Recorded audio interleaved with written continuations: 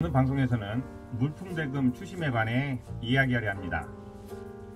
기업 운영이나 상거래에서 필수적인 부분이지만 종종 어려운 문제로 다가오는 물품대금 추심. 오늘 방송에서는 그 절차와 해결책을 알아보도록 하겠습니다. 물품대금 추심이란 물품이나 서비스를 공급한 뒤 대금을 지급하지 않는 거래처에게 지급을 요청하는 절차를 의미합니다. 보통 물품을 공급한 후 대금을 받지 못하게 되면 여러가지 방법으로 추심 절차를 밟게 됩니다. 처음에는 부드러운 방법으로 대금 지급을 요청하고 점차 강력한 방법을 동원하는 단계로 나아가게 되죠.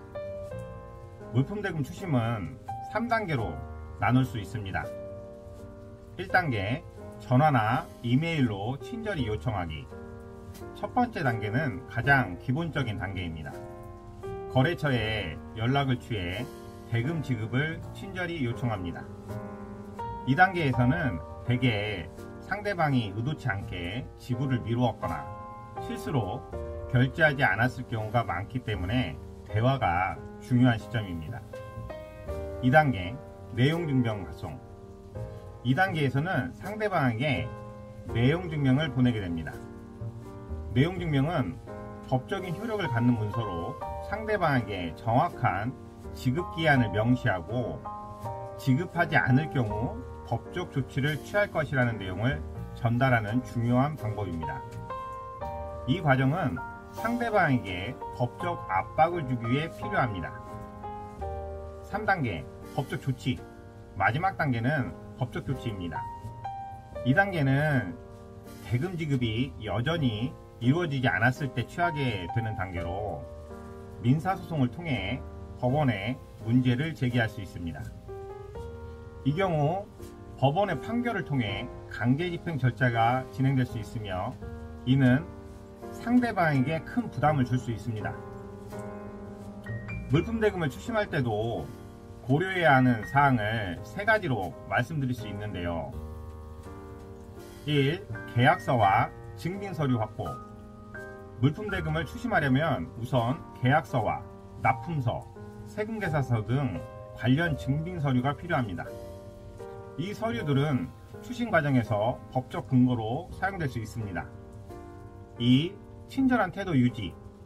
추심이란 상황이 원래 불쾌감을 줄 수 있지만 초기 단계에서는 친절하고 원만하게 진행하는 것이 중요합니다. 상대방과의 관계를 유지하려면 급하더라도 침착하게 대화하며 대금을 받는 것이 좋습니다. 3. 법적 절차 진행 전 충분한 시간 부여. 법적 절차를 진행하기 전에 상대방에게 충분한 시간과 기회를 부여하는 것이 필요합니다. 대금을 지급할 수 있는 여유를 주는 것도 서로의 관계를 고려하는 점에서 중요합니다. 그럼 물품대금 미수, 돈을 못 받는 것을 피하기 위한 예방책은 없을까요? 물품대금을 미리 확보할 수 있는 방법은 여러 가지가 있습니다만 3가지만 예를 들어보겠습니다. 1. 선불결제 유도. 가능하다면 선불결제를 유도하는 것이 좋습니다. 특히 새로운 거래처나 신뢰가 부족한 거래처와 거래할 때는 선불결제를 요청하는 것이 안전합니다. 2. 신용조사 실시. 상대방의 신용도를 미리 조사하여 위험을 예방할 수 있습니다.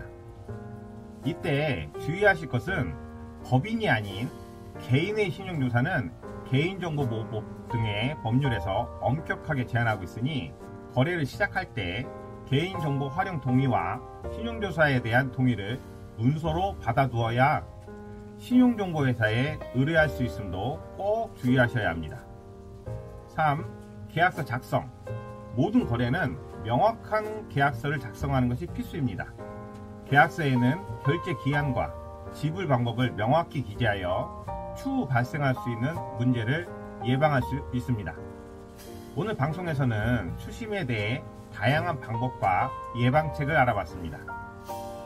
물품대금을 추심하는 과정은 어려울 수 있지만 침착하고 합리적인 방법으로 해결해 나갈 수 있습니다.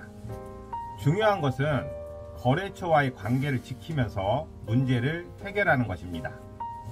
요즘은 신용정보회사의 채권 추심원도 채권자와 거래처의 관계를 고려해서 주의 깊게 추심하고 있는 추세입니다.